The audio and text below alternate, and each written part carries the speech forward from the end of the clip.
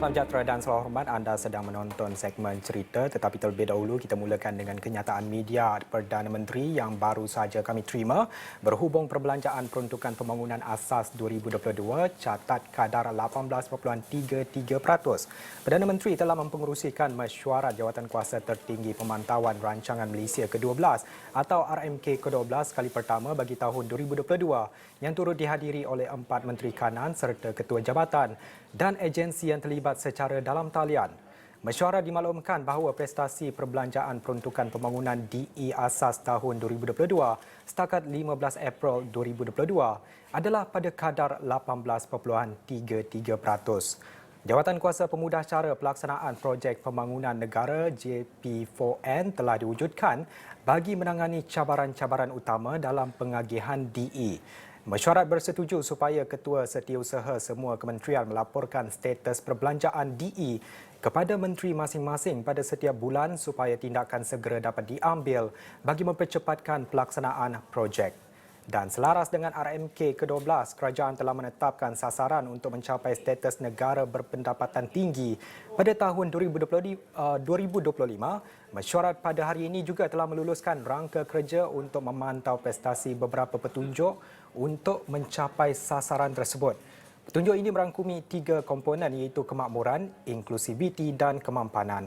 Antaranya termasuklah pertumbuhan ekonomi dan peningkatan pendapatan isi rumah, peningkatan daya saing dan produktiviti, peningkatan sumbangan industri berimpak tinggi kepada ekonomi, pembasmian kemiskinan tegar, pembangunan negeri yang seimbang dan kemampanan dan daya tahan alam sekitar. Butiran lanjut di esrawani.com dan pada buletin seterusnya. Dan pada jam ini kita teruskan dengan segmen cerita. Kita ingin bercerita lebih lanjut berkenaan dengan isu pelarian melibatkan etnik Rohingya di depo tahanan sementara Relau di Bandar Baharu Kedah. Dan untuk membawakan perkembangan semasa, kita bersama Wakil Esrawani Kedah Abdul Hadi Cik Awang yang telah mengikuti dari awal kes ini sejak semalam.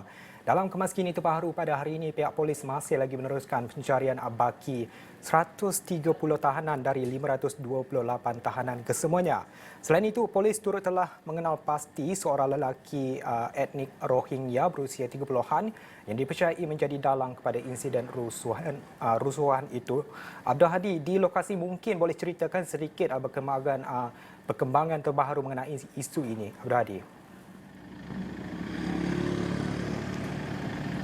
Okey, terima kasih Nick di studio dan seperti dimaklumkan Nick, saya sejak semalam lagi berada di sini bagi membawakan situasi terkini berkenaan dengan operasi pencarian tahanan-tahanan yang masih lagi bebas di luar sana. Dan sudah pastinya untuk perkembangan hari ini, saya mulakan dengan kenyataan yang dibuat oleh Ketua Polis Kedah pagi tadi maklumkan bahawa setakat pagi tadi 10 pagi tadi 130 tahanan masih lagi bebas dan polis sedang meneruskan pencarian ke semua mereka dan maklumkan bahawa 448 tahanan yang tidak lari daripada depoh ini selain yang berjaya ditangkap semula telah dihantar ke 4 depoh lain di Perak, Selangor dan juga Melaka. Dan itu kenyataan yang dibuat pagi tadi. Kemudian kami terus hari ini mendapatkan juga Ketua Polis Daerah Bandar Baru bagi mendapatkan pandangan ataupun kenyataan beliau mengenai dengan operasi yang dijalankan oleh pihak Polis Bandar Baru, terutamanya beliau menyatakan bahawa telah menambah sehingga 14 pasukan cantas yang mana telah memberi fokus kepada 3 kawasan ataupun 3 subkategori spot yang berhampiran tempat berlakunya kejadian ini, iaitu di depoh imigresen sementara Relau, di mana antara kawasan tersebut adalah kawasan Bandar Baharu, Lubuk Buntar dan juga Relau itu sendiri. Dan beliau memaklumkan bahawa pihak polis kini juga berterima kasih kerana hari ini dapat menerima penglibatan pihak pasukan gerakan AM dalam proses mencari mencari tahanan-tahanan yang masih bebas di luar sana. Dan beliau maklumkan aktiviti mencari mungkin akan menjadi senang selepas ini kerana pihak-pihak ini amat arif dengan terutama membabitkan kawasan-kawasan hutan dan bukit bakau di sekitar kawasan Relau ini.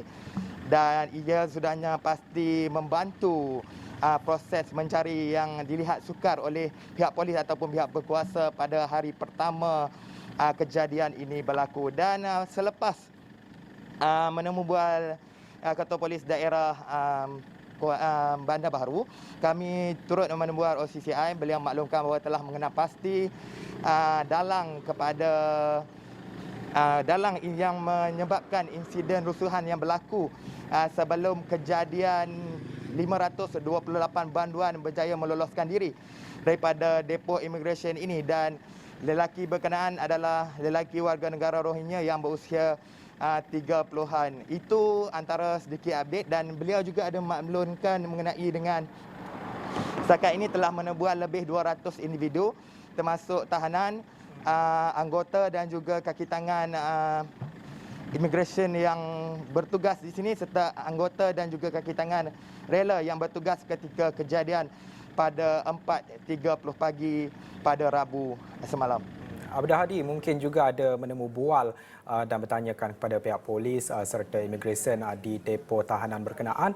Mungkin Abdul Hadi boleh ceritakan apa sebenarnya yang telah berlaku, lebih-lebih lagi ketika ini pihak polis juga telah mengenal pasti seorang lelaki yang dikatakan menjadi dalang kepada insiden rusuhan itu. Boleh Abdul Hadi ceritakan? Okey, ini sebenarnya punca kejadian ketika ini masih berada dalam siasatan pihak berkuasa, dan dalang kepada kejadian rusuhan itu sebenarnya lelaki berkenaan dikatakan difahamkan sudah berada di dalam tahanan ini dalam tempoh yang lebih lama berbanding tahanan-tahanan lain jika dibandingkan dari jarak masa mereka berada di sini, dan beliau dikatakan lebih dikenali dalam kalangan-kalangan tahanan ini dan mudah untuk beliau membuat sebarang gerakan dan sebagainya. Namun pihak polis menyatakan bahawa selagi beliau ataupun individu yang menjadi dalang itu tidak dapat ditahan, segala yang disebutkan ketika ini masih hanya sekadar berada pada status ataupun berada pada tahap spekulasi semata-mata. Abdul Hadi, yang kalau boleh kita fahamkan di sini bahawa 528 orang tahanan itu dilaporkan telah pun berada dalam tahanan sejak tahun 2020.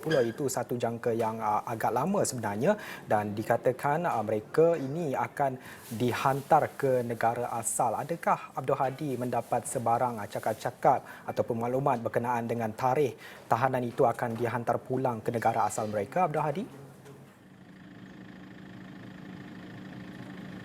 Seperti yang saya katakan sebentar tadi, maklumat daripada tahanan dan pihak-pihak yang berada di kawasan dalam depo tahanan ini tidak dapat diterima oleh pihak luar, tetapi berdasarkan apa yang dimaklumkan saksi-saksi yang ditemui, mereka ini selepas mereka keluar mereka meminta tolong orang-orang kampung. Mereka memaklumkan bahawa mereka keluar itu supaya tidak terlalu lama berada di dalam, manakala ada antara mereka yang sudah 2 tahun berada di dalam, dan mereka terpaksa mencari jalan keluar daripada berada di dalam. Meskipun orang kampung berkata baik duduk dalam, dapat makan sedap dan sebagainya, tapi mereka tetap keluar dan terpaksa merisikokan bahaya sendiri demi mencari kebebasan yang mereka mahukan sebenarnya.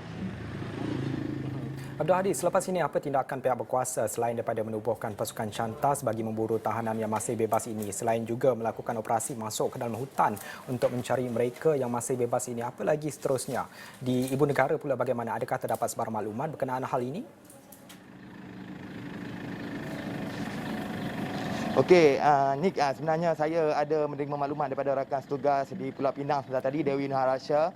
Beliau memaklumkan bahawa pihak polis IPK Pulau Pinang ada mendapatkan bantuan unit udara, pertama melakukan pemantauan dari pasukan udara yang mana ianya akan lebih memudahkan proses pencarian bagi melihat sendiri struktur-struktur di kawasan ataupun bahagian atas yang mana sukar dilihat daripada bahagian ataupun pencari-pencari di bahagian darat ini, dan ianya sudah pasti akan dapat memudahkan proses pencarian tahanan-tahanan yang masih berbaki itu sebenarnya ni. Abdul Hadi, di sini juga kalau kita lihat ada 6 mangsa ataupun pelarian ini yang menjadi korban di jalan raya. Pastinya penonton, saya pasti penonton juga tertanya berkenaan dengan mangsa yang maut itu. Bagaimana cara mereka ini diuruskan? Mungkin Hadi ada maklumat ataupun ketika menebu bual ataupun bertanya kepada pihak polis, di manakah mereka ini ditempatkan untuk sementara waktu ini? Okey, sebenarnya ni di sini saya nak menjelaskan status kawasan ini. Sebenarnya kawasan ini terletak di daerah Bandar Baharu Kedah, tetapi depoh imigresen sementara laut ini di bawah pentadbiran Imigresen Pulau Pinang, yang mana segala kes ataupun segala urusan berkaitan dengan tahanan imigresen di sini adalah di bawah pengurusan Imigresen Pulau Pinang. Dan proses pencarian mangsa-mangsa ataupun tahanan-tahanan yang berbaki adalah di bawah urusan pihak Ibu Pejabat Polis Kontijen Kedah, IP Kedah. Dan sekiranya tahanan-tahanan ini terlepas ke kawasan Pulau Pinang dan juga terlibat dalam sebarang kecelakaan atau kemalangan atau kehilangan nyawa, ianya akan diuruskan oleh IPK Pulau Pinang. Itu 3 IPK yang berbeza, membuktikan kami sukar mendapatkan satu koordinasi sebenarnya. Jika kami tanyakan pihak ini menyatakan mereka bercakap bagi pihak mereka sahaja, mereka tidak boleh merentasi pihak lain untuk bercakap bagi pihak lain. Jika kami bertanya pihak ini bercakap bagi pihak mereka sahaja. Dan ini sepatutnya ditanya oleh kepada IPK Pulau Pinang, dan ini kami sudah pasti akan dapatkan secara lanjut dalam masa dekat ni. Baik, itu dia antara perincian yang dibawa oleh wakil kita di Kedah, iaitu Abdul Hadi Cik Awang, yang telah berkongsikan berkenaan dengan situasi semasa berkenaan dengan tahanan etnik Rohingya yang melarikan diri di tempoh tahanan sementara di Relau Bandar Baru Kedah. Pastinya Abdul Hadi akan terus mengikuti rapat perkembangan ini dan akan dikongsikan bersama Esra Awani. Kita kembali selepas ini dalam segmen cerita.